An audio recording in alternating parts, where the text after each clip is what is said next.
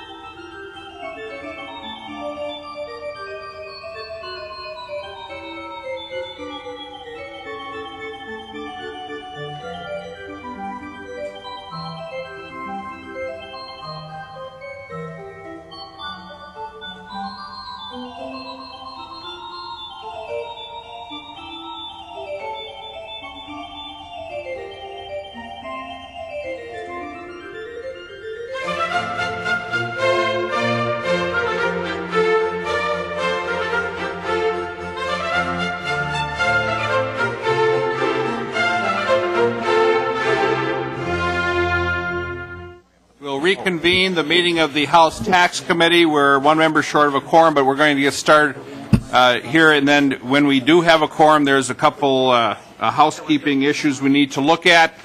What I've got is what I have today what we have today is a presentation on the study of the Metropolitan Area Fiscal Disparities Program Department of Revenue, and TischlerBise. Mr. Chair, TischlerBise. TischlerBise. Okay, very good. And members, please make sure in your packets that you are using the study of the Metropolitan Area Fiscal Disparities Program Executive Summary, February 13th, 2012, revised. There are some floating out around there that are not revised. We're working off the revised copy. So when we have a quorum, we will officially call the meeting of the House Tax Committee to order. Representative Myra moves for reconsideration of the minutes dated February 8th. All in favor say aye. Aye. Opposed? Motion prevails. Representative Wardlow moves that we change February 8th to February 9th. So delete 8 on the second line under minutes and insert 9. All in favor say aye. Aye. Opposed? No. The amendment is adopted. Representative Crawford moves to pass the amended minutes amended to February 9th. All in favor say aye. Aye. Opposed? Motion prevails. Representative Carlson moves the February 14th meetings. Any discussion? Hearing none. All in favor say aye. Aye.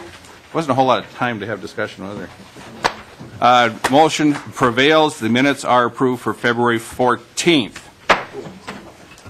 Now, what I'd like to do is we have a lot of material to go through today, and I'd like to turn it over to the presenters. And members, on this one, please hold questions until the end, and then we will hopefully have time for questions. We do have to vacate the room at 12 noon. So with that, if the folks at the witness table could please identify themselves for the record and start your presentation, please. Mr. Chair, members of the committee, my name is Eric Willett. I'm the Policy Director of Property Tax Research at the Department of Revenue. With me is Julie Herlins from TischlerBise and Carson Bise, President of TischlerBise. Okay, could you please, ma'am, could you please spell your last name for us? Sure. It's Herlands, Herlands. Okay, Mr. Willett, thank you. Thank you, Mr. Chair and members. We'll be presenting the study that was mandated by the 2010 legislature to take a look at the Fiscal Disparities Program and its impacts. By way of intro, I want to first acknowledge and apologize for the fact that there's a revised copy. We did discover after the publication of the original one that there were some data errors. They have been fixed, and again, I apologize for that. None of the findings came out differently, but some of the numbers changed a little bit. With that, I guess we'll just dive into the presentation. Okay. Thank you. If you could please state your name and who you represent for the committee, please. Sure, Mr. Chairman. My name is Julie Herlands. I am a principal with TischlerBise.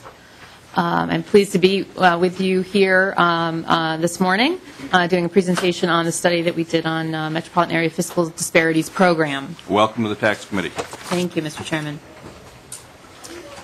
By way of overview in terms of the presentation itself, we've taken care of introductions. I'll talk a little bit about what the study is, how we approached it, and what it's not. Look at the region. We're talking about the Twin Cities metropolitan area and some growth trends in the region. We'll look at tax-based trends, talk about the Fiscal Disparities Program and recent trends over time, the impact of eliminating the Fiscal Disparities Program. We've run some scenarios on this, and I'll talk more about this in detail. Also talk about the burden on residential homestead taxpayers and move to an evaluation of overburden. And I will talk in more detail about this in terms of the overburden, meaning are revenues generated off of different types of land uses sufficient to cover the costs generated by those land uses, and then talk briefly about policy considerations and areas for future research.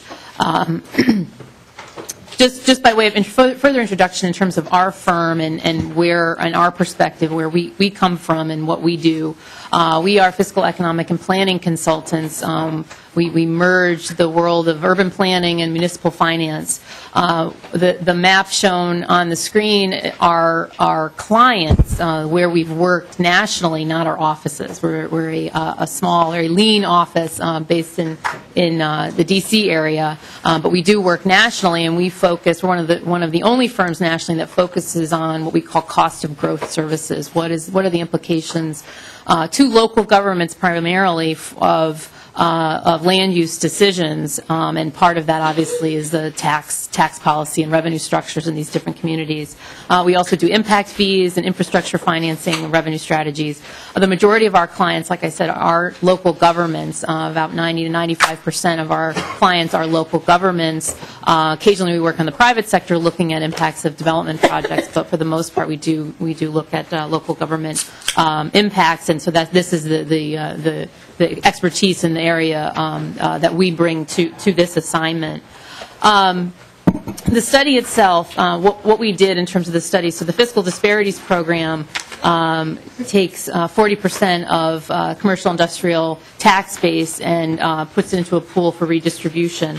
And I'll talk about one of the objectives of the studies, but one of the objectives was to, in short, to promote more orderly development, to ensure that development happens in a manner that's good on a regional, that's beneficial on a regional scale as opposed to locally. And so one of the aspects that we looked at is to look at growth trends in the region. Where has development occurred since the beginning of the program? So we have a timeline from 1970 to today. Where has population and employment growth happened?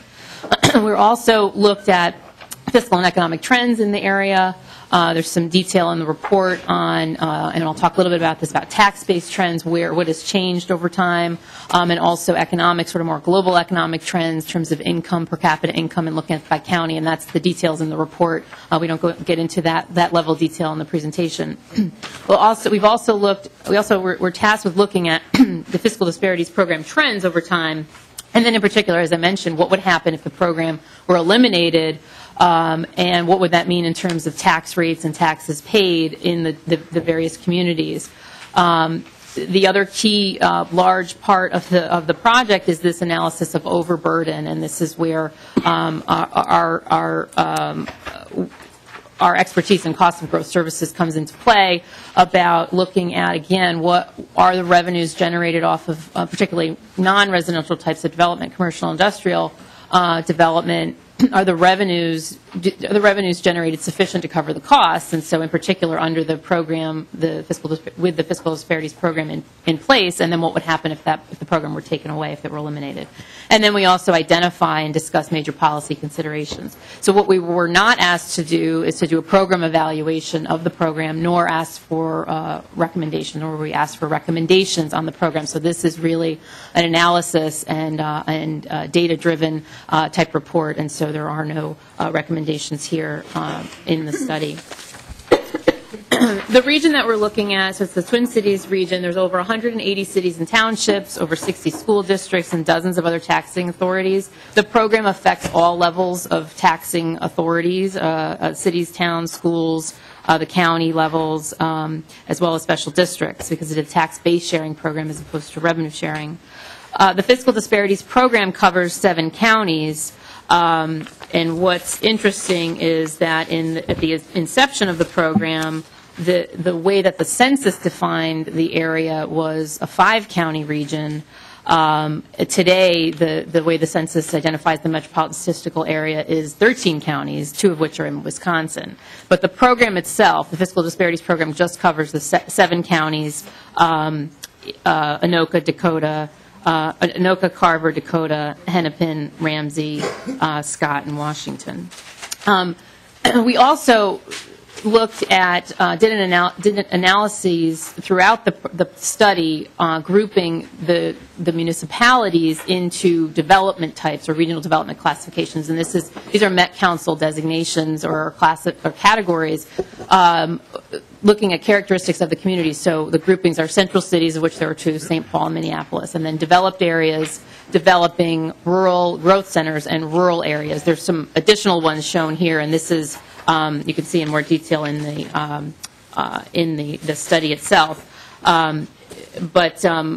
our main categories are 5 groups, and to look at, what are the impacts by type of community as opposed to just by the county breakdowns.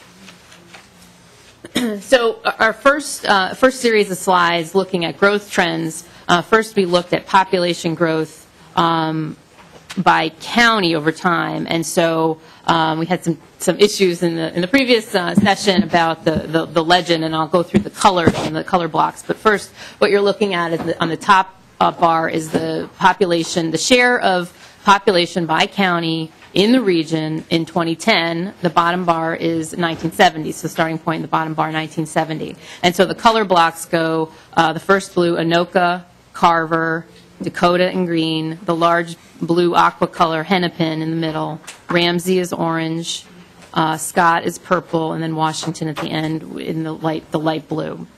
And so the point here, while there's been significant population growth in the region over this 40-year period of almost 1 million people, the shares have shifted where the population is. So Hennepin and Ramsey counties, while still the most populous counties in the region, do comprise a smaller share of the regional population in 2010 as compared to 1970. So in 1970, the share of those two counties together share of the regional population was 77%. In 2010, it's 58%. So almost, approaching 80% versus 60%. Next, grouping these communities into the type of development, the type of communities. Again, the top bar is the population share in 2010, the bottom in 1970. And so looking at the color blocks, central cities are in blue, developed area is in the red, green, developing areas, rural areas in the aqua, orange, rural growth centers, and then a portion that's excluded from the Fiscal Disparities Program.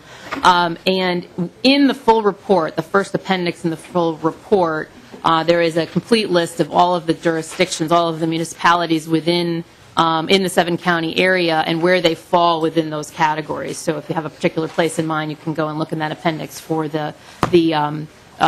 which type of category, which classification they fall into. And so the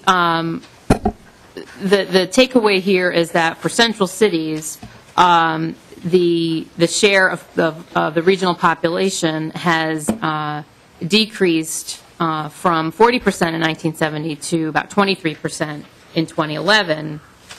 Developed and developing areas, the population share has increased from 57% in 1970 to 70% in 2010. And we looked at the location of the jobs, of the employment base, and so this is where the jobs are located as opposed to where the workers live. And so again, top bar being 2010, the bottom 1970, and again, Anoka, going in order, Anoka, Carver, Dakota, Hennepin, Ramsey, Scott, and Washington in order. The Hennepin and Ramsey counties, while still containing the largest numbers of jobs in the absolute sense in the region, they have also declined in regional share relative to other counties, decreasing from 89%, almost 90% in 1970 to 73% today. All other counties have gained in share, with the largest gain in Dakota County increasing from 4% to 11% in 2010. Again, grouping them by development groups, types of regional development classification. Central cities in blue, developed areas in red, developing area, and then on down rural area, rural growth centers and excluded. That the central cities has declined from 56% to 30% from 1970 to 2010 in terms of regional share, and developed and developing areas have increased from 42% in 1970 to 67% in 2010. And this tracks with national trends overall in terms of dispersion of job growth outside of the core areas nationally. Next, we turn to trends in tax base in the metro area. And we have 2 slides, and this is grouped by the regional development classification. So looking at the types of communities, central cities, developed area, developing areas, rural growth centers, and rural areas. So this first slide shows the share of tax base within the region for residential homestead tax base.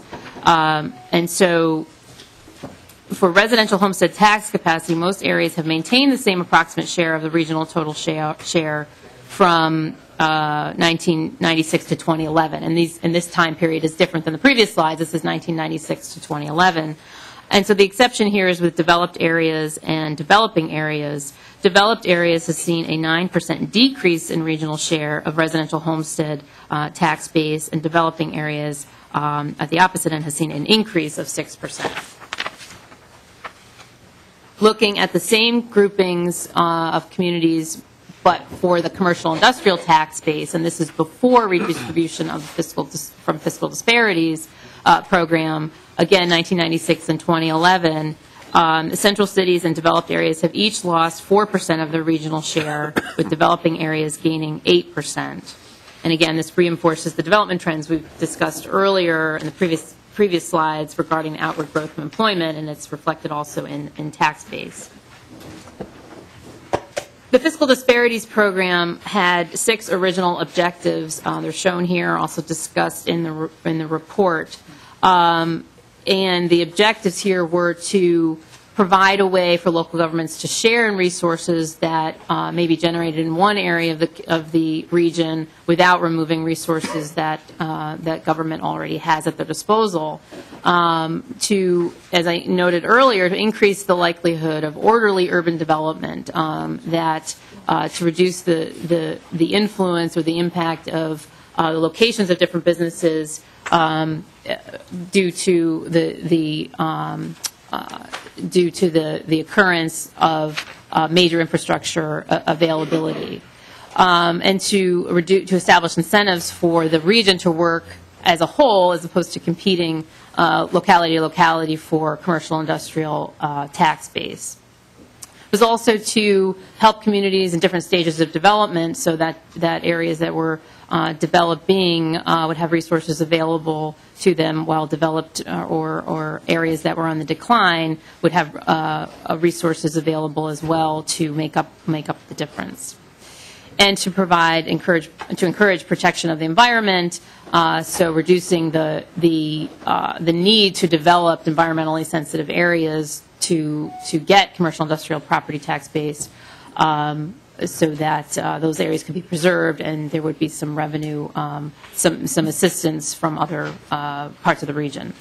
These 6 objectives have commonly been boiled down into two main goals or objectives: to promote more orderly regional development and improve equity in the distribution of fiscal resources. We should note here that in terms of the program, that it's tax-based sharing, and all communities contribute their tax base, and all receive, but some contribute more than they receive and are then net contributors. Some contribute less than they receive and thus become net recipients, and that's the terminology that we use throughout this analysis. On page 15 of the executive summary and of the report itself, we have some graphics, visuals in terms of what has happened over time in terms of recipients and contributors, and particularly by groups of types of communities. So within the central cities have either all been recipients or split between recipients and contributors, and it's Minneapolis that's been either a net recipient or a contributor. St. Paul has consistently been a net recipient. Developed areas, those communities in the developed area category, are almost evenly split between recipients and contributors, and this reflects a change from 1976, where there were almost twice as many recipients as contributors. The number of developing area communities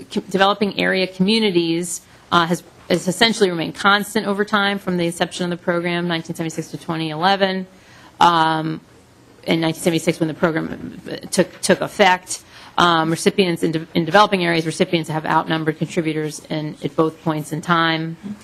Rural area communities have seen, I would say, the largest change in terms of numbers of recipients and contributors, where in 1976 there were 5 times as many recipients as there were contributors, and today that number has decreased to only 3 times the number of recipients as there are to contributors. And rural growth centers, those communities identified as rural growth centers, are all net recipients in 2011, and this is the same as it was in 1976.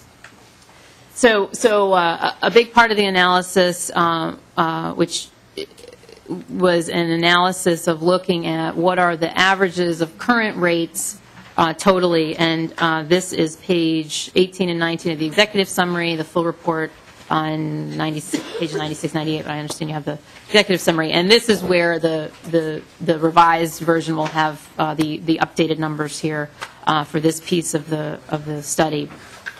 So we looked at what are the average rates currently within, and again, we've looked at this, we sliced and diced this in terms of looking at by counties, grouping it by counties, and also grouping by regional development classification. So this first slide is by county.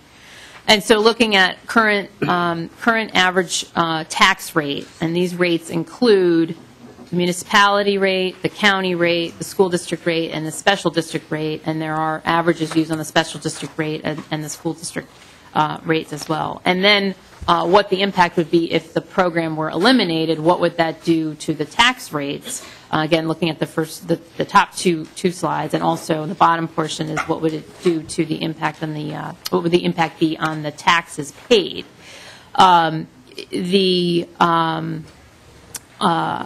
There are 2 different tax rate analyses shown. One is weighted averages, and the other is the average of the jurisdiction rates. There are some differences there, but in terms of looking at doing a weighted average of all taxes paid in the tax base. The one point we wanted to make on this piece of the analysis is this assumes the same levy at each locality, and so those that would see a rate increase with the elimination of the program may not increase their rate to the full amount, may not levy the full amount because the burden would be too great in terms of the tax impact.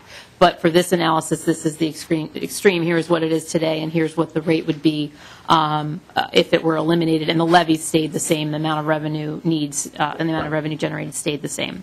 So the top portion, the takeaway here is that within Anoka County, there are 2 extremes. The largest tax rate increase on a percentage basis would be in Anoka County, excuse me, which would increase by almost 10.3%, 10%. And the tax rate in Hennepin County would decrease by 3%. We've also shown here, and again in we've shown here the metro area average rate overall for all communities as a point of comparison, as well as the fiscal disparities area-wide rate, again, as a point of comparison. And so that's applied to that commercial industrial property pool.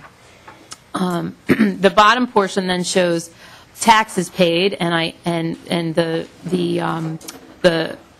taxes included here are, and it's with property taxes, and it's at the city level, the county level, schools, special districts, the state, and the area, that portion that's paid off of the area-wide rate as well.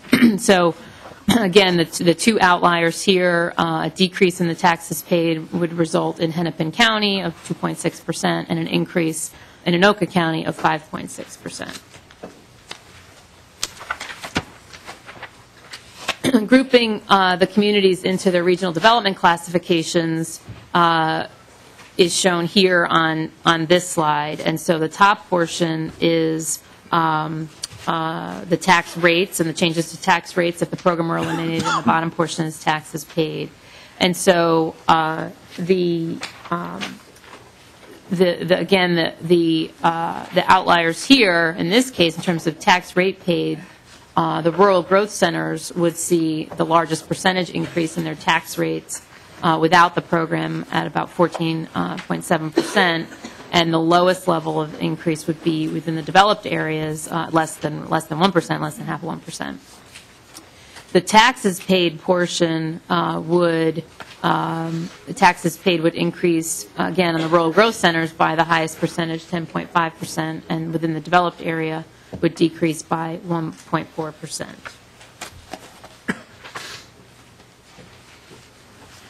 And then finally, in this series of slides, looking at the groupings of communities in their, whether they're a net contributor or a net recipient in the Fiscal Disparities Program, top portion showing that contributor communities overall would see an average decrease of 2.4% in their tax rate. Recipient communities would see an increase in their tax rates of about 8%. And the taxes paid would track in that manner as well. Contributor communities paying 3% less taxes overall, property taxes overall, and recipient communities paying 4.6% more in taxes. The next slide is not in the executive summary. This is pulled and done specifically for presentation purposes, and it pulls out, but it does reflect the results that are on the handout, which was provided separately in terms of the tax rate changes with and without the program. And this PowerPoint will be made available, and so you can see this in more detail. But what we wanted to do is to pull out the top two net contributors and net recipients by the dollar amount, not the change in tax rate, but by the absolute dollar amount in each county to see what would happen in terms of the tax rate. And so the green bar are the largest net contributors in each county. The orange bar figure is the largest net recipients in each county. And so within the net contributors, the two largest contributors within Hennepin County would both see a decrease in their rate overall. The other contributors in other counties, well, some would see a decrease, some would also see an increase, and this is a result of the county tax portion of the equation where because all of the levels of taxing levels of government are affected, those contributor communities within recipient counties would experience an increase in their overall tax rate primarily because of the school district, the county piece, as well as the removal of the area-wide rate. Okay. Looking at the piece of the analysis we did on the residential homestead burden, so this was using the VOS database, which looks at the residential homestead tax as a percent of income, and this is median, dealing with median. So median income and median tax, again, over looking at the current law and removal and what would happen with removal of the program. Assuming elimination of the Fiscal Disparities Program with no adjustment in levy amounts, median taxes paid would increase in all counties except Hennepin, where the decrease would be minor. As a percent of income, the homestead burden would fall for all property from 3.41% to 3.49%.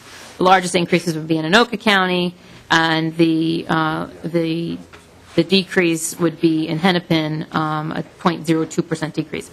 Looking at the groupings of net contributors and net recipients, what's interesting here is that contributor communities, on average, in terms of the median impact, there would be no change in the burden in those communities, but there would be an impact in the burden in recipient communities, increasing from a 3.44% to a 3.6% of income. Mr. Chair, I'm going to jump in here for just a minute, partly to give Julie a chance to take a drink of water. But Mr. Willett.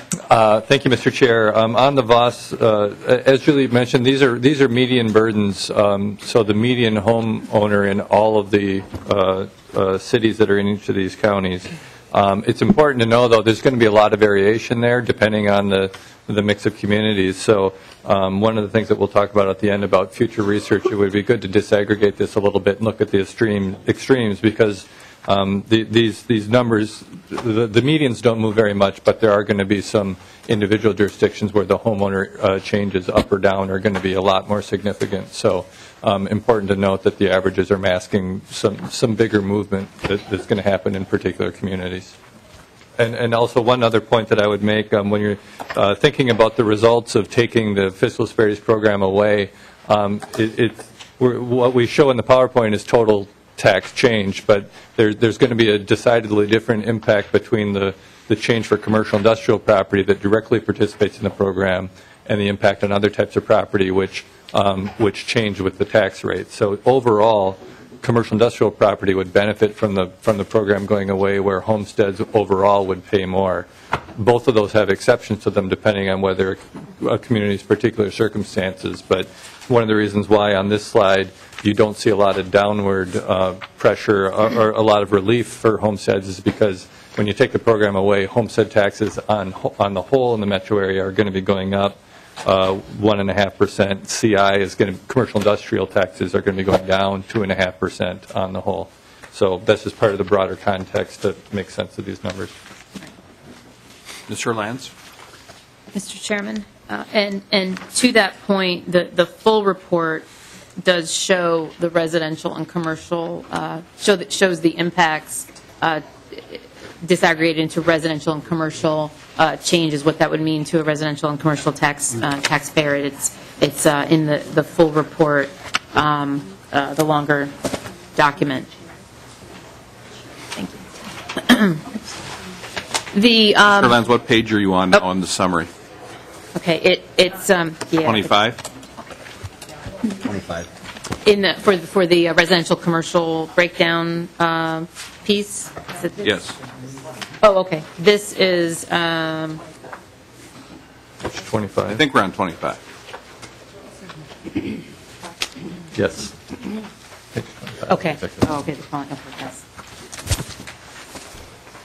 Right, and this goes into the evaluation of overburden piece of the study. Okay. Yes. Okay, so the last major research piece that I'll discuss and present is this question of overburden and evaluation of overburden. And so one of the points that came out in our as part of the charge for the study itself, the request, and also in discussions with stakeholders and community members, is this notion of does commercial industrial property generate enough revenue to cover the demands for the services and infrastructure that come off of that type of development.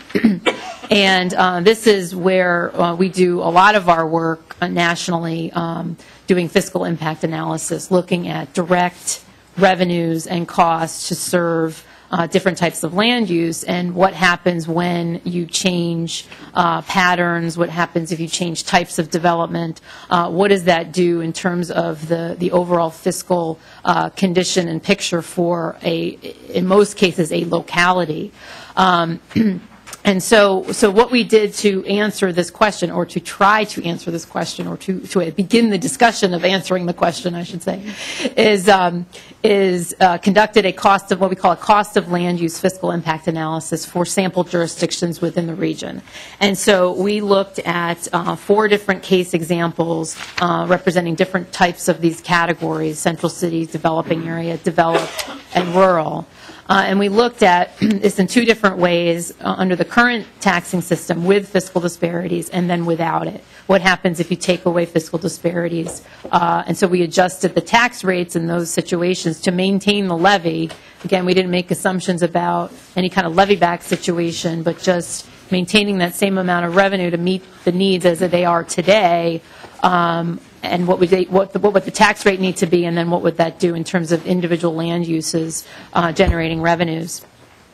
The analysis is a cash flow to the public sector, direct revenues and direct costs off of these different types of land uses to the local government.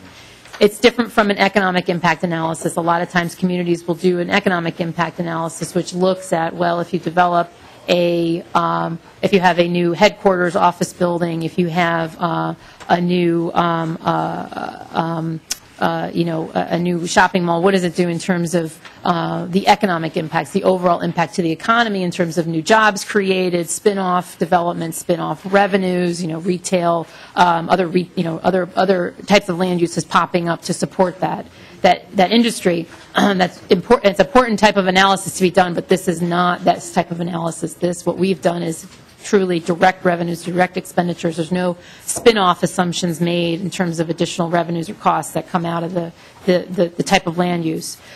The bottom line is looking at the question, are revenues enough to cover the service and facility demands and costs for each land use type? And if they are, it's a net surplus. If not, there's a net deficit. In this case, the net deficit indicating a potential overburden for that level of government for that type of land use. The cost of land use fiscal analysis is truly a snapshot approach to determine direct costs and revenues. So we're looking at a point in time, current levels of service, current property values. We've used averages for property values of different types of land uses. And again, this question is what type of development, does development pay for itself? If it does, what type pays for itself? And is there an overburden in terms of, on particularly the non-residential side of the development spectrum? Limitations in this type of analysis are that it does rely on an average costing approach, so you get some averaging factors in terms of the service demands. And we do use prototypes, so we're looking at average market values and generating property taxes off of those values, where you may have extremes in different communities where very high end, is going to have much different results than low end and the average. Again, we looked at two different scenarios, the current system and the hypothetical without the fiscal disparities, again, adjusting the tax rates but assuming the same levy.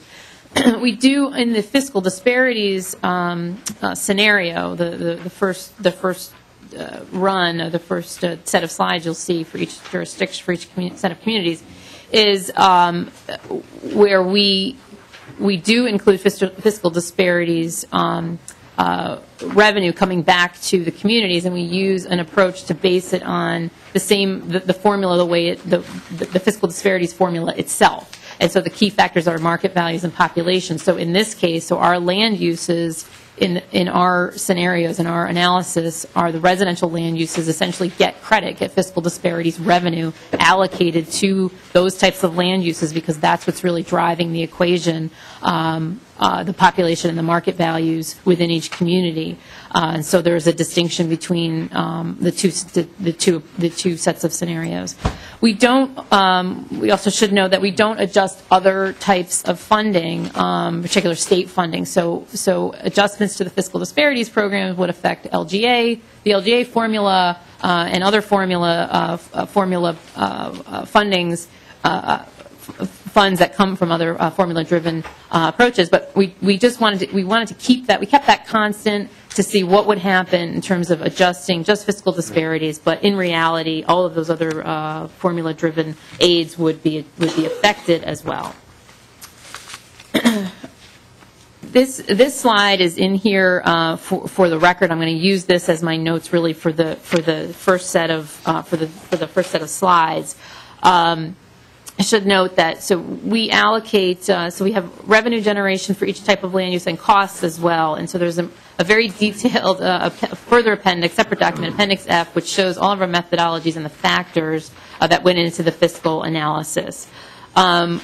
We analyze for each case study jurisdiction 3 levels of government. So the impacts at the city level, the impacts at the county level, and the impacts at the school district level. And then we show here in this series of slides that I'll pull up the total net effect, combining all of those results. However, a net surplus in one jurisdiction at the city level, when there's potentially excess revenue for different types of land uses, would not offset a deficit or an overburden in another level of government at the county level, say. So we show it in total, and it really is more from the taxpayer perspective that you're paying taxes at these different levels as a taxpayer for this particular land use. Do your revenues cover in total your impact. But if you're looking at it from a city or county or school district perspective, your takeaway is going to be much different than a taxpayer's takeaway from those results. And you'll see here on the slides the data point piece. So in terms of what's a net surplus and what's a net deficit, and so it's easier to talk about showing on the screen. So what you're looking at here is, and these are all in the executive summary, starting on, this series starts on page 28. The graphics are shown on the same page, and then the following page shows the findings and the results. We show different types of land uses. So the left portion are single family. So the residentials were single family here, a multifamily and apartment, and then moving on to non-residential, retail, office, industrial, and institutional land uses. And the bars above the zero line, let me back up. The individual bars show the results for the levels of government. Orange is city, the county is blue, the green is school district results, and then the hatched bar is the total, combining all three results into one total impact. Again, more from the taxpayer perspective. And then the lines, the bar lines above the zero line represent a net surplus. So in this case, not an overburden. Those lines that are bar lines that are below the zero reflecting a net deficit, and in this case, potentially reflecting a net an overburden in this analysis. So this is a results for Central City. It's a recipient, and this is the analysis under the current system with Fiscal Disparities program in place. So as shown on the residential side, a single-family unit of a high enough value will generate surpluses, net surpluses, not an overburden to each local of government. The other types of residential development are either a net deficit, an overburden, or a slight net surplus. Looking at the non-residential, where I'll focus most of my attention on in the findings, from an overall perspective, there does not appear to be an overburden in terms of the results being in total a net surplus, so not an overburden with the exception of institutional land uses. However, looking at the results at the city level, retail development does not pay for itself and could be seen as an overburden. What would happen if we took the Fiscal Disparities program away? So for this community, what would the impacts be? On the residential side, there would be deficits, and so in this case, this community would see an increase in their tax rate to compensate for the removal of fiscal disparities, but they would also, in terms of the distribution of the fiscal disparities revenue, lose that revenue on the residential side. So the single-family units of lower values would be affected, and those deficits would deepen. On the non-residential side, would be a higher tax rate. Again, there's no levy back scenario. It's just to raise the rate to the point where you get the same amount of levy. So on the non-residential side, the retail, office, and industrial would those impacts would be better, would be higher net surpluses. However, on the city side, the retail would still show a net deficit, still not enough revenue generated directly from that type of land use to cover the costs associated with it. Now turning to the developed city in the analysis. So this is a developed city and a contributor in Hennepin County. And again, looking first with fiscal disparities and then without. So Similar findings in terms of the non-residential impact. The residential is slightly different in terms of the deficits on the lower value units.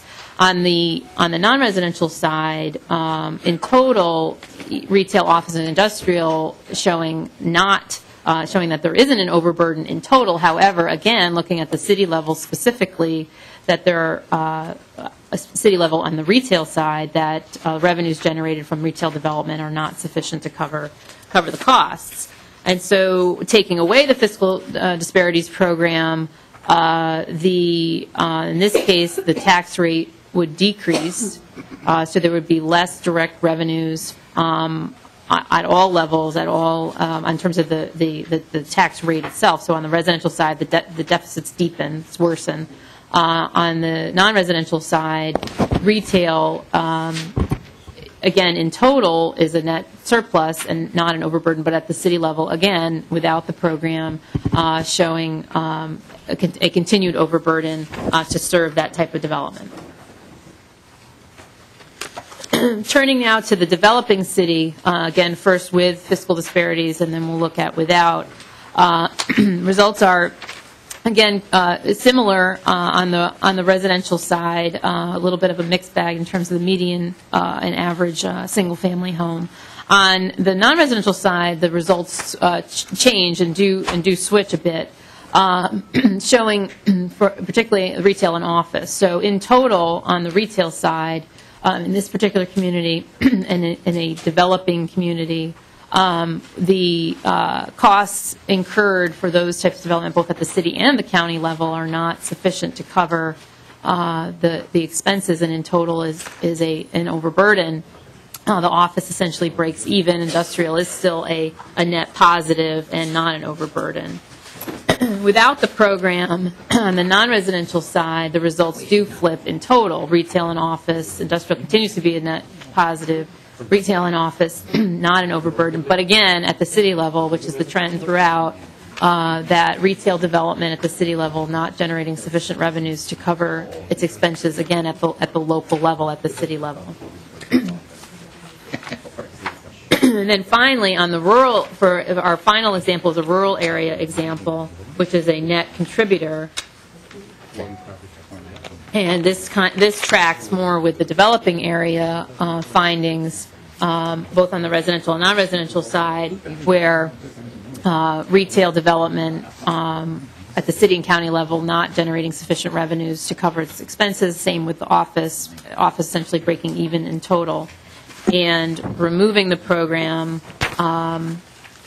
ends up flipping the office results to indicate not that there's not an overburden. There wouldn't be an overburden without the program. More direct revenues generated off those land use types, but in retail in total, still a net deficit.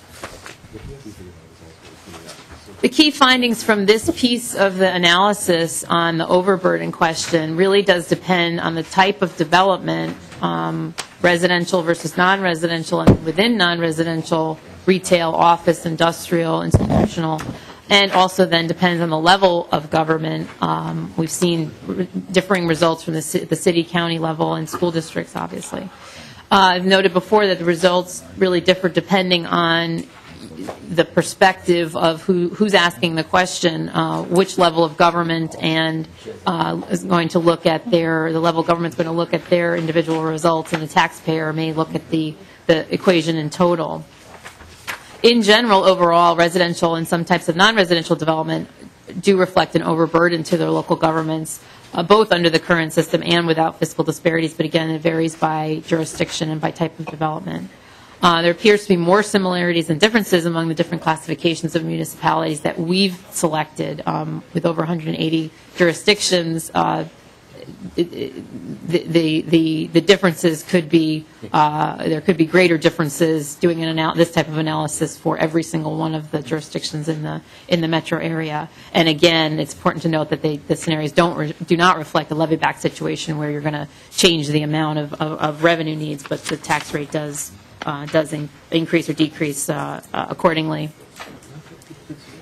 Some of the key policy considerations or issues that have come out, both through our research and through discussions with stakeholders and community members, this question about overburden that has been brought up in the past about including a spending or needs component in the fiscal disparities formula. And so as we've found and see, and through our experience nationally as well, that really this issue depends on the type of property, the level of government you're talking about, and the local situation in terms of levels of service. That communities vary within a region, within nationally in terms of their levels of service. How many acres of parks do you provide? What's your response time for police services? And thresholds vary widely nationally for those on those levels of service. It's important to note that in terms of the needs component, that one of the points brought up through some of our discussions is that the school funding formula has changed over time, that at one point in time it was locally, predominantly locally driven, and now is predominantly state funded, and so that needs component of the formula has changed in terms of local funding at the school district level. And finally, in terms of the overburden piece, that the local government aid and county program aid, they both do include a needs component in the formula, and the fiscal disparities program does not. And so that was just an important takeaway for our purposes in terms of, has this been done before, and is there precedent in terms of adding a needs component in there. It's important to remember that the program equalizes tax base and tax rates, and especially in particular in the non-rural parts of the metro area. Some of the impacts would be that without it, rural area rates would increase and would move toward the metro average, increase toward the metro average, and rural growth centers would also increase, but are already higher than the metro average. The question of the effect on business location decisions, the executive summary and the full report has some discussion about this, and some literature, part of literature review in terms of what has happened nationally. There has been population and employment migration out of the metro core in the Twin Cities area, but this has happened elsewhere in the United States as well. So the question then becomes, well, without the program, would this be further exacerbated, or would there be a different impact? Without the program, overall, more jurisdictions would see an increase in tax rates rather than a decrease. But without the program, jurisdictions that would see decreases in tax rates have primarily been the job growth centers already. And that it's also important to remember that the Fiscal Disparities Program works within the system of revenue structures, aids, and policies, and changes to this piece of the revenue pie picture would have a ripple effect through the other programs and aid formulas. Finally, for areas of future research, the question that has come up, and both in discussions and through our research and our thinking about this, is, does it make sense for localities to pursue commercial and industrial development? And if so, does it make sense to offer incentives? And then if so, to what level? And the answers will vary by jurisdiction, and in each particular situation, is there infrastructure already available? Do you have capital improvement needs and large expenses that another jurisdiction might not? Are there economies of scale where if you're going to add an infill, you're going to infill development, can you more readily accommodate those service demands? And then will you be made whole or make money off of the project? And it really does depend on the jurisdiction and the specific situation.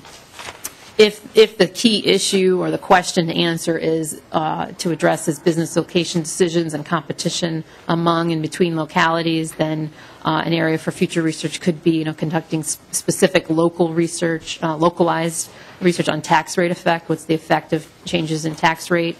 There's a lot of there's anecdotal research and or anecdotal discussion on that and the role that plays. But there are a whole host of business location site selection criteria that are employed in those kinds of situations in terms of business location, and it does depend on the type of industry, and it depends on the lots of factors in terms of the type of business looking to select a site. And then finally, Eric mentioned the homestead burden analysis, and so the current analysis is really is looking at the median, and there is value in looking at the extremes and what that would mean in terms of the high end and the low end in terms of homestead burden analysis. And with that, that concludes my presentation. I thank you for your time. Well, thank you very much. And members, what we'll do now is we will get into questions. I have a list here, and if we could direct questions, not so much amongst members, but directly on Mr. Willett and Ms. Herlands, because this is it. This is where we have you today, and we want to be able to direct our questions at you. Okay. I've got, and maybe I'll talk offline with somebody, because I know there's a lot of folks more in the metro area here that this really got a lot more questions than I probably do, but we went from 5 counties. We used to look at 5 counties, then we went to 7. Now we're looking at 13, 2 in Wisconsin. Was there just, if we could talk to me later, something, I mean, is there any movement at all for fiscal disparities that you're aware of to broaden it to 11 counties and maybe send somebody to those other 2 counties in Wisconsin? Or but let's back up before. If we could back up just a little bit here. I believe this law was passed in 1971. And members, I just want you to realize how important this issue is, because if you'll notice, it started in 1971, and I can't imagine what the tax committee debates must have been like then. I mean, it just must have been unreal. And Representative Carlson, you weren't here yet. You came in 70. Came a year later, 2 years later. But this is very serious stuff, members, because you have to realize that the people who took those votes in 1971, none of them are here now. So it was that controversial that they're. So it was a big bill. It was a big issue at the time. So we have to think about those things. Okay, so with that, but just think about that. What the debates must have been like back then. Just Representative Loeffler. Well, thank you, Mr. Chair, and this is probably more of a comment than a question, but I did want to highlight, because I know our speakers went through things really quickly, and I did this in property taxes too, but the goals of the program were to facilitate, orderly growth. And back then, they were optimistic people. Maybe we are today too, but we experienced some shifts over the 40 years since then.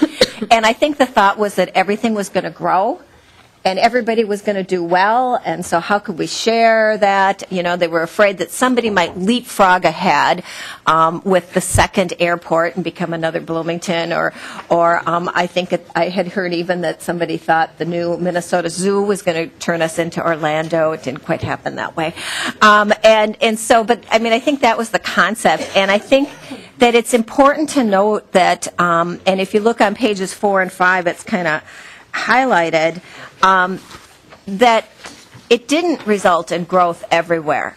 And that what you see is that the central cities and the developed areas, which would be primarily the inner ring suburbs, actually lost both population and jobs over that 40-year period, while the collar areas, just had boom times in terms of both population and jobs. And this wasn't the only contributing factor, but it really does say we should, as we examine this, look again at what we need to do in terms of redevelopment and revitalizing things, because it really isn't all about growth.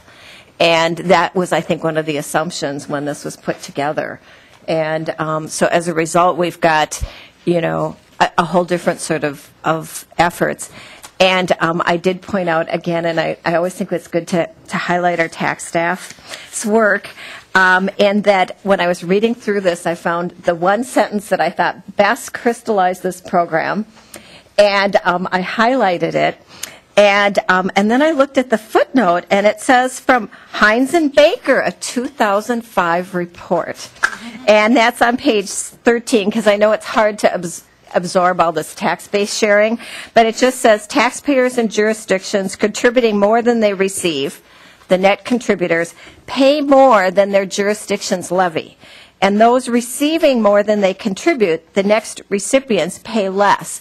And I think that's why this has always been a controversial sort of issue. It's because the taxpayers in some communities are paying more than their city, their county, and their school district combined levied, because they have to also contribute into this pool. And then the pool gets reallocated, and then somebody else pays less than what their city, their county, and their school district combined levied. And so that's why it's tax-based sharing. And the biggest efforts are on the counties, because the county is the biggest part of everybody's property tax bill almost uniformly. There's a few exceptions. And so if you look at it just at your city, you may not understand what's really happening for your taxpayers. And if you look at the county level, there's some pretty dramatic shifting. Hennepin County gives up $65 million of tax base, and Anoka County gains $25 million of that. And, so it's a massive amount of money that's transferring. And, given that Anoka County won the race last year to be the lowest tax levy, they dropped their levy 6.6%. It does have consequences. When we start shifting this around, and I think the findings are kind of cloudy, but I do think we need to take this seriously, because it's hundreds of millions of dollars that are shifting back and forth from each individual taxpayer as they write out their checks. It influences that total bill. Thank you, Representative Loeffler. Representative Lesch, Hortman, Runbeck, Loon, Carlson, and Chesky. Representative Lesch. Thank you, Mr. Chair. And I wasn't going to comment on Representative Loeffler's comments, but the time when Anoka County has the tax base to build a twin stadium, then maybe I'll take your comments more to heart. But there is more to be said about this than simply, well, you did. Hennepin County built a twin stadium with those sales tax dollars. So, I think this is something to examine, not just who's getting what and who's getting shortchanged. The vision of those in 1971 was, what are the implications for everyone going their own, despite the fact that we have a unique metro area, because we've got two core cities and we've got suburbs growing up around it. And so what happens when everyone just builds their own development and ignores it at the expense of everyone else? Well, then it costs everyone a lot more. So I think that was the vision. Ironically, it's really, I imagine it's really difficult to measure, because this program started in the midst, essentially, of the development of the interstate highway system and corollary developments off that in the metro area, which has changed our region more than almost anything. So, for example, in 1971, we were still 13 years shy of 35E actually coming through St. Paul, because that was stopped by a federal court action, ultimately, that led to a federal consent decree, which is why you all have to drive slower on 35E. But it didn't go through until the mid-'80s, and so how can you really measure the development, commercial industrial development, and impacts of that? I'm wondering, though, for the testifiers, Mr. Chair, my question is how is it that you can look at this when, in St. Paul, I'm always conscious of, a third of our tax base, or 30%, is off the rolls. I think we have more universities than any municipality in the nation except for Boston. And with all our government buildings, that takes even more off the tax rolls. And so I'm always conscious of that and trying to, I'm happy that we have these universities in St. Paul. And I think it's great that we're a city that can educate students from all over the region, from other areas, and other cities that pay lower property taxes. I still think it's great. But and I'm glad to be the seat of government where we can provide those services for the region and the state as well. But there are some costs to that. I'm wondering, for the testifiers, was there any way that was taken into consideration, those type of factors in your study? And if not, what's the best graph for me to look at as a St. Paul guy of how do I decide the impact that we take because of that missing tax base? Ms. Herland. Thank you, Mr. Chairman. couple answers in terms of the impact on specific jurisdictions and St. Paul in particular. And so a lot of the analysis, as you saw, was rolled up to either the county level or the groups by designation, but does fall. St. Paul does fall in the central cities category, and so some of those results, you can glean from there. But we do have in the handout specifically each jurisdiction, the current rates that are paid at the county, municipal, and school and special district rate under the current program, and then without it. And so for the city of St. Paul, the current rate on average is 128.9%, 0.87%, which is higher than the metro average currently at 113 and change. Without the program, the rate would increase to 141%. That would be a 12% increase in the rate itself, in the rate overall, all jurisdictions combined. So the tax rate would increase by a factor by 12 percentage points. So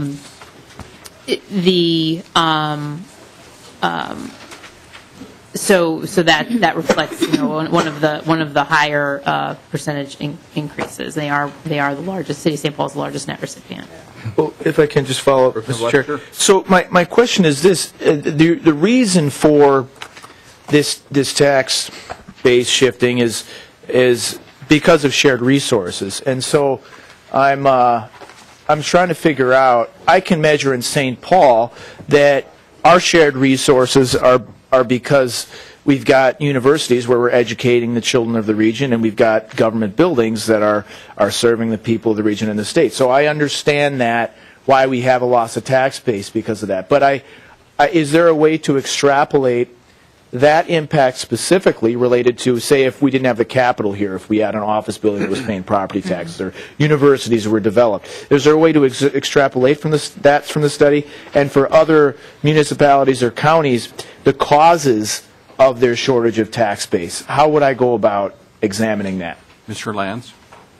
Mr. Chairman, you're going to make a point about the fiscal. Mr. Willett?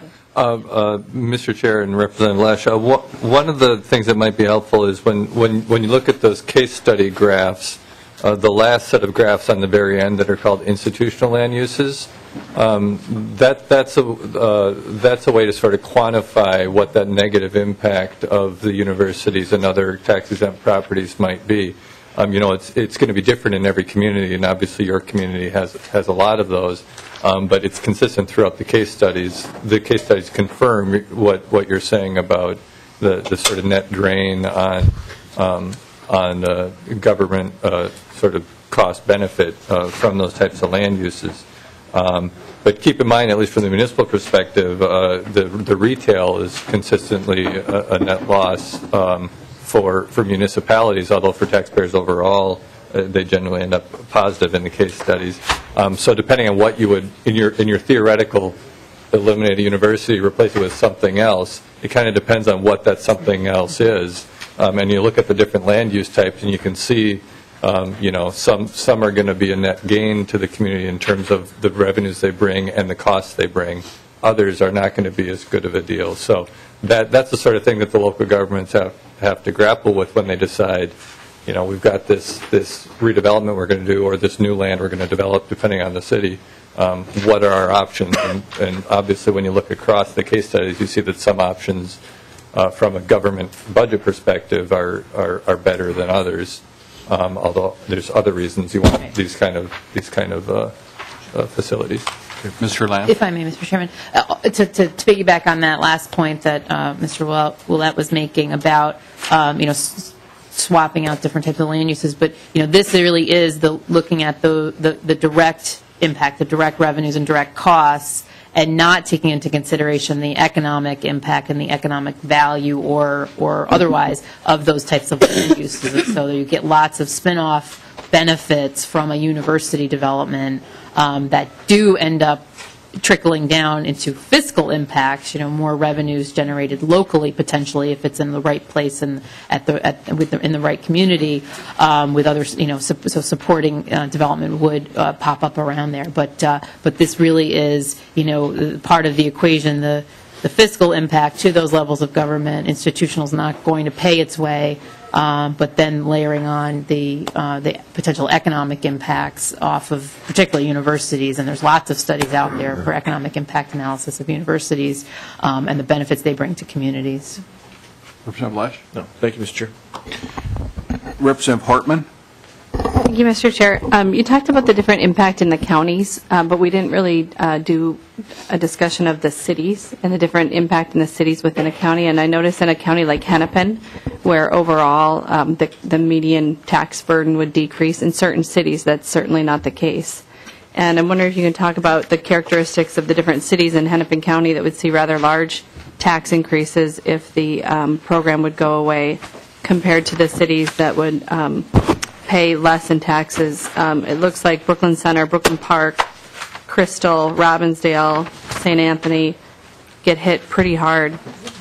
And what is the different characteristic of the tax bases in those communities that would make them pay more if the program were to go away compared to the cities like Bloomington and that would do quite well if it went away?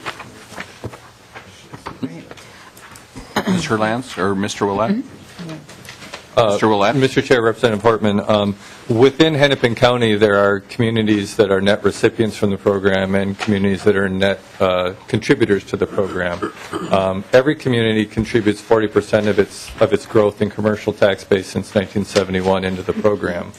But the way it's distributed, the way that tax base is distributed back out is based on total equalized market value per capita. So the communities that you pointed out are generally the ones that have lower market values in Hennepin County. So they as cities are actually getting more tax base back than they're contributing to the pool. So when the program goes away, they lose that tax base from the pool and are left just with their smaller local tax base. So to raise the same amount of revenue, their tax rates have to go up, and the taxes on all the property in those communities increases. Representative Portman? So it's based on the market value per capita in those cities? Mr. Willett? Mr. Chair, Representative Portman, yeah, the amount of tax base you get out of the pool is based on your relative overall property wealth per capita compared to all the other cities in the metro area. Thank you. Representative Runbeck? Thank you, Mr. Chair. So I think, members, just as Ramsey County has characteristics that make it qualify it to be a contributor or a recipient, I think Anoka County does also, and we'll kind of hear about that. So I think it's still important to keep in mind the one big region that we are. And I don't know who made the comment about levy increase, decrease, what have you in Anoka, but I think it should be noted that that's all about finding county commissioners who have the will to cut levies. So thanks to Anoka County. But I did have a question about retail.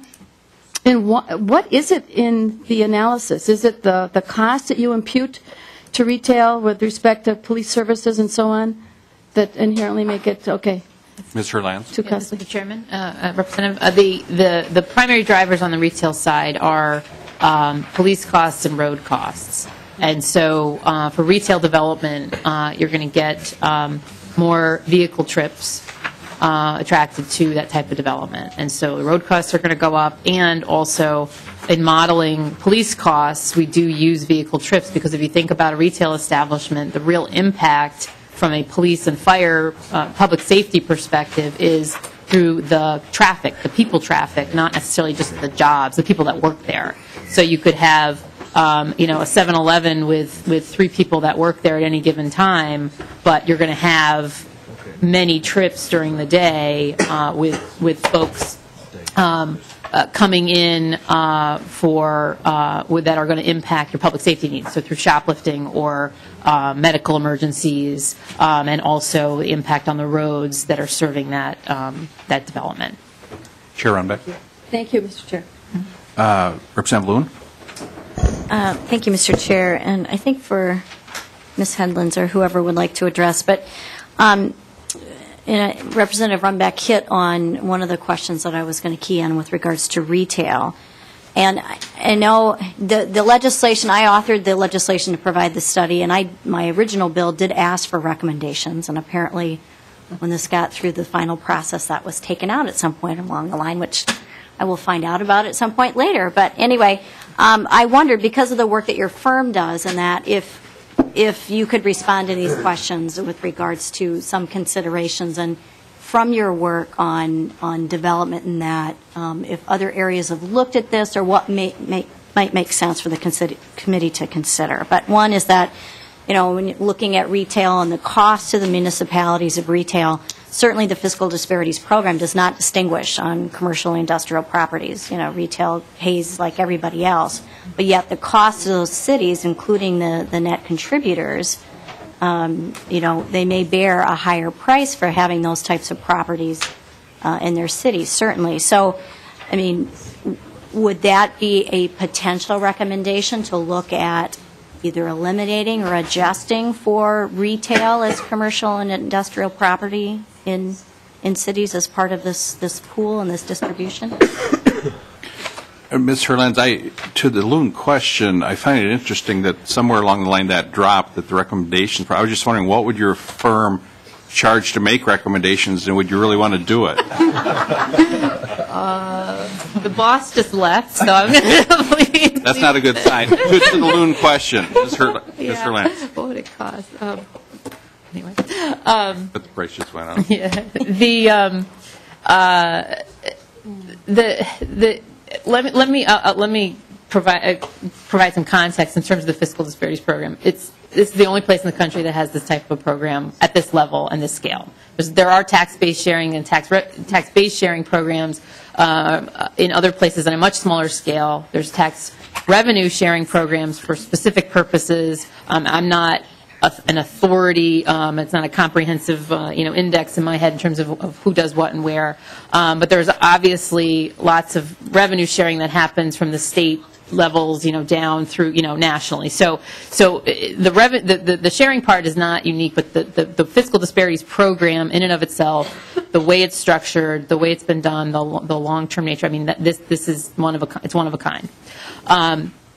That said, so in terms of other experiences in other places with retail, or with different types of land uses, and do they cover their costs, and what's the mitigation? So, a lot of times what happens, and again, it really does come back to the locality and the revenue structure. So, in places that have sales tax, local sales tax, that's point of sales driven, and that comes back to the locality, retail a lot of times will pay for itself.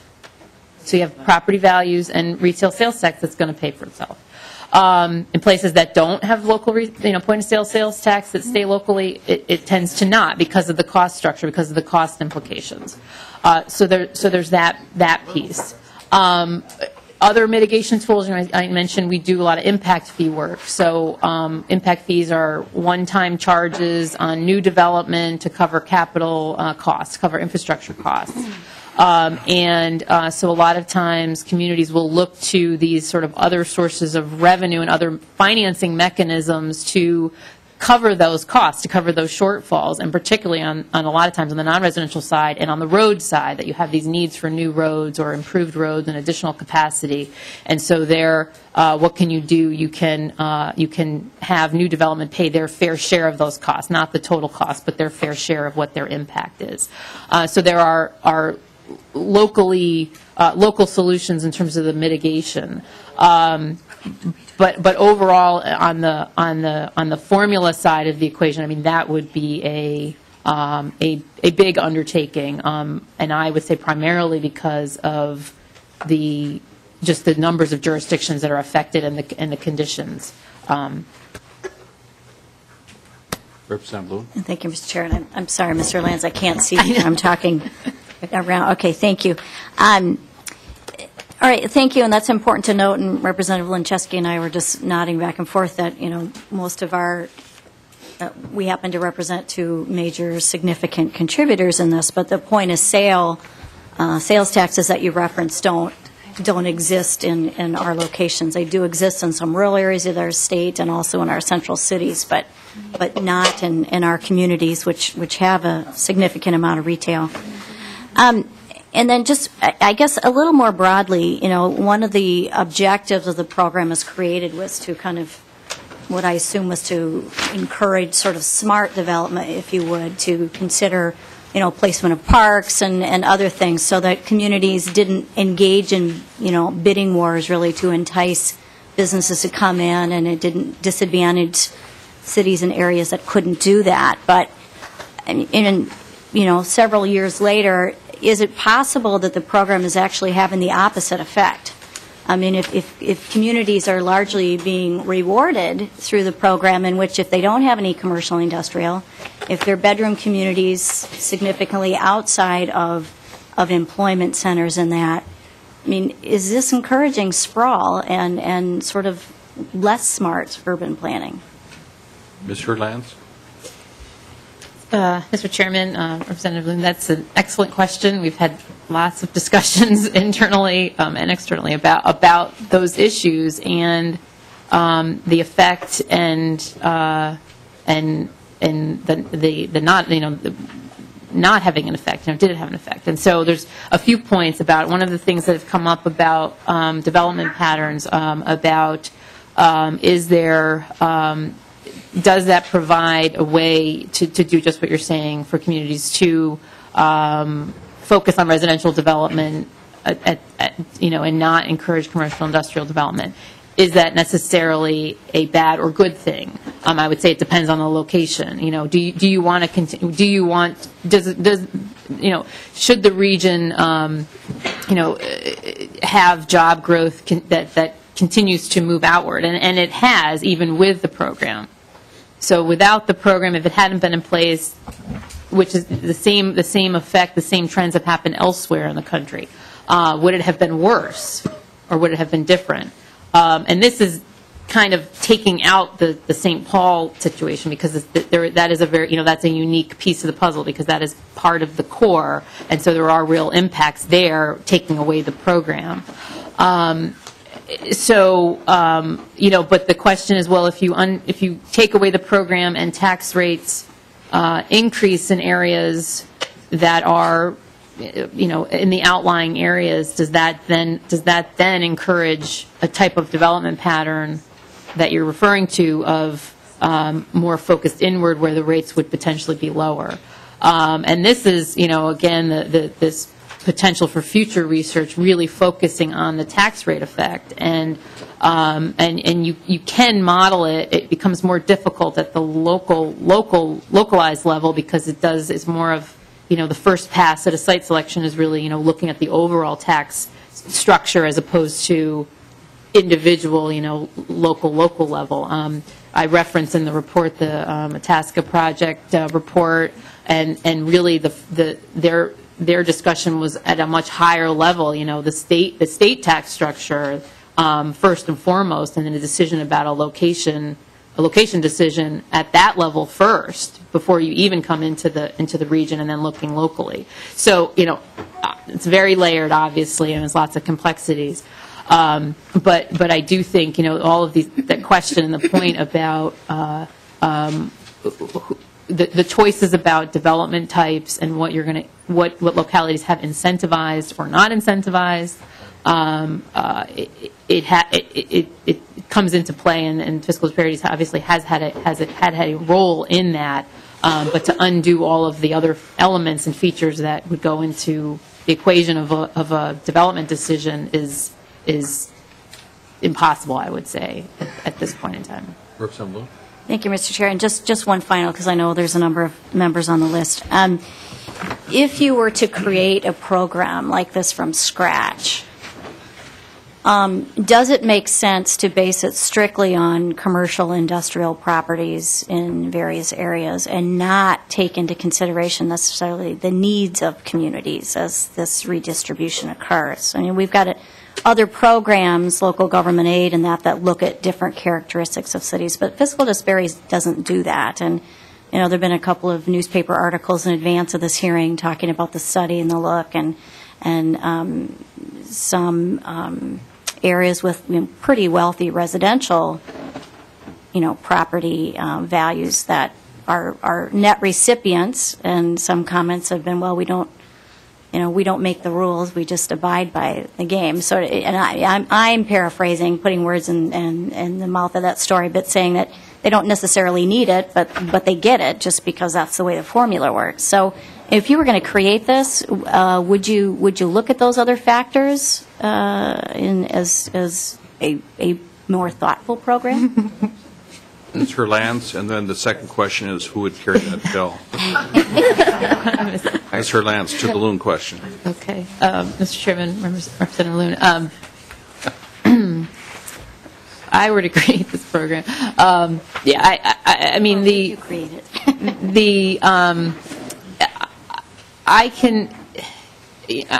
I am sort of and this is my own personal, background, not the company and not the study, but I've been sort of a watcher and involved with sort of regionalization initiatives and the importance of looking at a region as opposed to localities, and this is getting even more important. And there's lots of research and studies coming out now about mega regions. I don't even know what the new word is now, but it was megalopolis, and now it's something megapolitan. I don't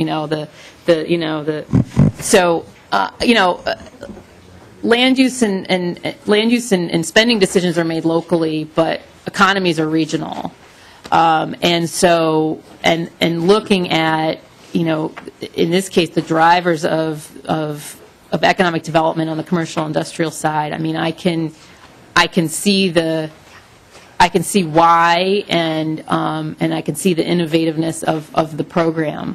The byproduct or the potentially unintended consequences of communities that then can either choose to just develop from a residential standpoint,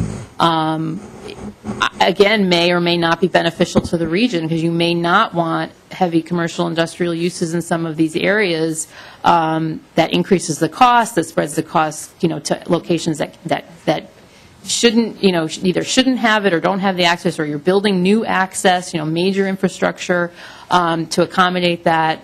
In other cases, maybe it does make sense where you want to have jobs closer to where people now live, to commute times or to reduce commute times. So there are lots of factors that go into play. The answer to the question of if to create it from scratch, I would defer to Steve Hines on that.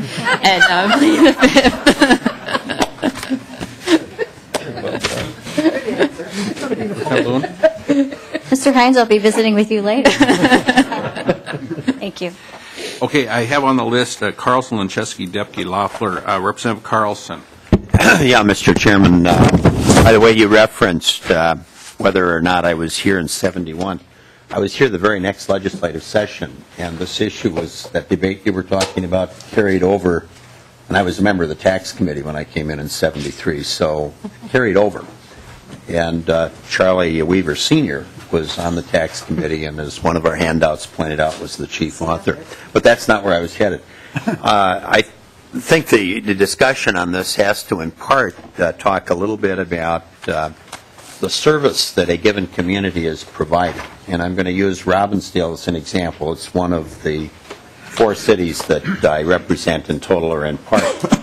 And Robbinsdale was a fully developed city prior to 1971. It was developed residential. There's virtually no industrial. There's a little bit of commercial along Highway 81 and West Broadway, and it's mainly kind of small ma-and-pa type stores, the old-fashioned local hardware store and so on and so forth. But our largest employer, and I'm just kind of picking up of some of what Representative Lesch was pointing out, happens to be a very large nonprofit hospital, North Memorial. You read about it a lot in the paper, people being flown in from around the state. It services North Minneapolis, which it's right on the Minneapolis-Robbinsdale line, and it's the only hospital in that whole region. And that does create a municipal overburden for the city of Robbinsdale in terms of providing police protection and any number of things with that large hospital there. And so I was just going to comment that it's a big employer, about 6,000 people, the vast majority of them on the Robbinsdale campus. That's nice to have that large employer in the area. But in terms of tax base, it doesn't provide much to offset some of those costs that the city incurs providing a major regional center. And I don't know if you want to comment on the service aspect, but that's something that I've always considered as a part of fiscal disparities and meeting those kinds of broader community needs. And by the way, Robbinsdale's a city of about 14,000.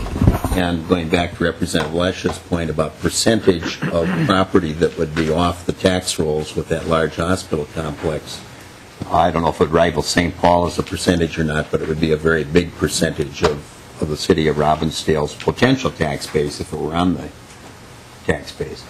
Ms. Herlans? Mr. Chairman, Representative, this is one of the key points or objectives of the program was to compensate for those communities that have large portion of their tax base that are off the tax rolls. And you do see that in the findings that if you were to take the program away, and I just pulled up Robbinsdale, that you would see an increase in the tax rate, and that's likely why, because you have your land that could be developed for taxable commercial and industrial is non-taxable currently, and so you're not getting the benefit of the tax revenues directly, locally from that structure. However, you are getting the benefit from an economic standpoint in terms of the numbers of jobs, local jobs, and the spin-off effect into the community, whether it's within your borders or just adjacent. So there is that economic benefit from that land use. Representative Carlson? Yeah, by the way, most of those employees, however, do not reside in the city of Robbinsdale. A fairly good number do, but there is that advantage. I recognize that. But I just wanted to point out, Robbinsdale goes back almost as early as St. Anthony is part of Minneapolis that grew into Minneapolis. Very old city, and it was just developed prior to 1971. But that was the point I wanted to make. Thank you. Thank you, Representative Carlson. Representative Lincheski, Deputy and Lawful. Representative Lincheski. Well, thank you, Mr. Chair. Mr. Chair, I want to read into the record a note I got when I sat down that says, Representative Lincheski, thank you to the City of Bloomington for fiscal disparities from the recipient cities. So I'm going to frame this. And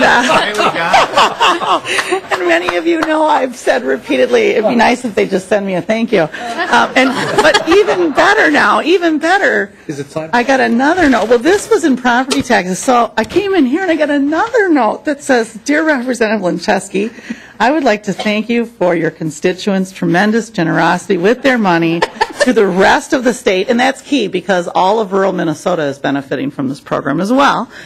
Your humble tax chair, Representative Davids. So I really wanted to get that on the tape, and I've been hurrying trying to write the you're welcomes, but there's about 850 cities that are beneficiaries because of people like Representative Loon's constituents and Downey's and others here at the table. And I do really just want to say a couple things about this and ask a question. And first, I do want to thank Representative Loon. Really, it has been her leadership. And when I was the tax chair, I couldn't get my side of the aisle to even look at this thing because it was rough until my very last year, Mr. Chair. And as the tax chair in 2010, I put in the omnibus bill, Representative Loon's bill, and that's why we're looking at it here today. This is just a huge success for the contributor cities to even get to talk about it, for goodness sake. So nothing's changing. This is just a study, the first ever since the inception of the program. So I do want to thank Representative Loon. And as uncomfortable it is for some of the people on my side of the aisle, this is at its core a wealth redistribution program. Pure and simple. It is pejoratively socialism, or if you want to put a nicer spin on it, it's we're all one state. So both sides of the aisle know how to talk about this. But this is it's just like LGA. It's taking from one and giving to another. And so, I do think the contributor cities do like to at least, think about this a little bit. And this study helps. And Representative Loon, I'm not sure. I may have been the one who took those recommendations out. I'm going to ask Mr. Michael later, too. So I don't know why we didn't get to that. But had we asked the people who are studying to give us recommendations, I don't know how much that would have changed anything because in the end, it's up to us. Do we have the courage to actually change this program at all? And, I will tell you, just sitting around the table, this program is bigger than LGA members in what it gives every year. It's bigger than LGA, and it's massive. So just looking at in the room, Representative Myra has Burnsville Center, and Representative Downey has Southdale, and Representative Loon has Eden Prairie, and I have the Mall of America, and Representative Davney, Loeffler, Lesh, and Paymar have some downtown retail facilities. And then there's other members who aren't here, like Representative Benson, who has Ridgedale. Just think about that for a minute. What does this study show? This is key. It shows that retail doesn't pay for itself. Retail is a net loser. And for all of us who are holding these big facilities, and I'm not talking about your typical Targets, Walmarts, Home Depots, Best Buys that everybody's got, we're losing. We are getting a bad deal here. Southdale does not pay for itself. The constituents of Edina are paying for that so everyone else can go to Southdale. Now, you can say, well, that's true in St. Paul or Minneapolis. But you know what Minneapolis and St. Paul have? They get LGA. They get a local option sales tax to make up for that overburden. And, they get a number of other things. And then, of course, the sweetheart deal of all time, everything that was built before 1971 is grandfathered, so that doesn't go into the formula. So, you go out in rural Minnesota and all the greater areas, St. Cloud, Moorhead, they all get a bump in the LGA formula to recognize they have overburdens. And part of the thing I think that Representative Loon was trying to get at is in this overburden issue, those of us in fiscal disparities who have these large regional facilities, we don't get any bump in the formula. And now we find out in the report, retail doesn't pay for itself. Our constituents and the other businesses are paying for it. So, I do think that is one thing that the committee could honestly address is retail, Mr. Chair. And Mr. Chair, I will tell you, because you're carrying a TIF bill for the Mall of America, that's adding insult to injury. First of all, they don't pay anything, and then, let's give them more subsidies. So we can talk about that a different day, but... I'm sure we will. I'm sure we will. But, members, most people in this committee are not a big fan of picking winners and losers, but yet this is exactly what this does. Those of us who carry large retail facilities, we're the losers in this game, big time, and everybody else is a winner. I was just looking at it. Scott County, every city in Scott County is a winner. Ramsey, every single city. Anoka, every single city. Carver, every single city. Dakota, 6 cities pay in. Washington, all but one pay, or all are winners except for a place called Oak Park Heights, which I don't even know where that is. But in Hennepin, members, Hennepin is where the whole game goes down. That's where the whole game goes down. You can add up those other few little cities and it equates to nothing. In Hennepin, there's 33 losers. And that's where all the money is coming from. So yes, as a whole, Hennepin gives out to the other counties. But if you actually delve into Hennepin and look at the 46 cities of Hennepin, there's just some of us helping the whole rest of the state. And I think, honestly, we're cognizant, Mr. Chair, that we're outnumbered. And so I would have loved to have heard that 1971 debate, because it would have been easy. We grandfather in Minneapolis and St. Paul so that they'll all vote for it. They don't have to have their downtowns counted. And then the other 130 legislators can just gang up on a few areas. And that's exactly how it's played out now. So we've come 40 years later, and everybody who grew is paying for everybody else. And we're not, I don't think Representative Depke and I and Representative Anderson, I don't think we get that we don't have the votes to, undo this program for all time. But I think we're just hoping that there could be some recognition that it could get better. It could, clearly the numbers show that the disparity between rich and poor would be worse without this program. Richer cities would be richer, poorer cities would be poor. Bloomington would absolutely be significantly better off if this program didn't win. But to say that, we're going to have to keep having retail go into fiscal disparities, you just can't look at this report. And I've read the whole big one and not argue that maybe there's a time that those come out of there. They're losing. We're losing on those big time. And so, I just hope people can open their minds a little bit to what would be some legitimate reforms within this. Some of the cities that are getting checks from all of our cities might get bigger checks if we actually had a need formula. Some might get less. But, to say, 40% is the right number and, we shouldn't count downtown Minneapolis and St. Paul, well, maybe give us all a local option sales tax. How about that? Let us all start taxing all of you as you come across our borders. I don't know. But, I do think as the chair, Mr. Chair, I couldn't succeed because my side of the aisle wasn't going there. But maybe you can. I don't know. But I do think the question I really have for this study is, and there weren't recommendations, but can you flesh out the retail issue a little bit more for cities? I really think people need to understand what retail is doing, and did the study look at tax increment financing on top of it? As far as I could tell, it was silent on that, and yet most of us who have these big facilities, mine, I'd have to look up everybody else. It's in a tax increment finance district on top of it, so it doesn't even pay property taxes locally.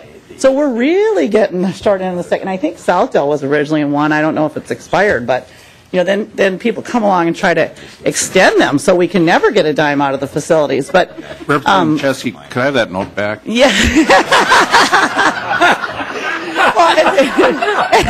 And Mr. Chair, but I mean, we're kidding, but the public should know. I mean, the people of Bloomington I represent should know that the chair is carrying a bill to allow the Mall of America to not pay taxes for 25 more years. It'll be over 60 years if that bill passes. And instead, my constituents are paying that facility a subsidy every day. So, I mean, this is what tax increment financing does. It's a hidden tax increase on the people who live there to benefit of development. And so, that I think is a key thing that we could all agree on, Mr. Chair, that this study is showing us that if there's anything that's not probably the best place to be handing out subsidies, it's retail. Thank you, Representative Chesky, and I'd like to get to Depke and Loeffler here, and we do need to wrap it up here. Thank you, Representative Lenchesky. Mr. Michael, what's the official position of this committee regarding fiscal disparities? Don't ever change it.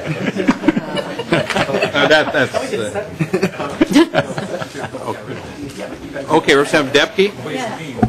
This is going to be just real quick. One of the things that you didn't have in in your study was the impact of water on a district. I represent 11 towns around Lake Minnetonka. If you add up all of our fiscal disparities, we are second only to Bloomington in the state. But we also are the home of Lake Minnetonka, which attracts 250,000 visitors every year, and that we are absorbing in our area. So when you talk about rural versus, activities or whatever, commercial, industrial, what about water? We're a state of 10,000 lakes. Lake Minnetonka is one of the largest inland lakes and occupies well over 30% of the area of my district. How is that? Mr. Chair. Mr. Lands, I'm sorry. Okay.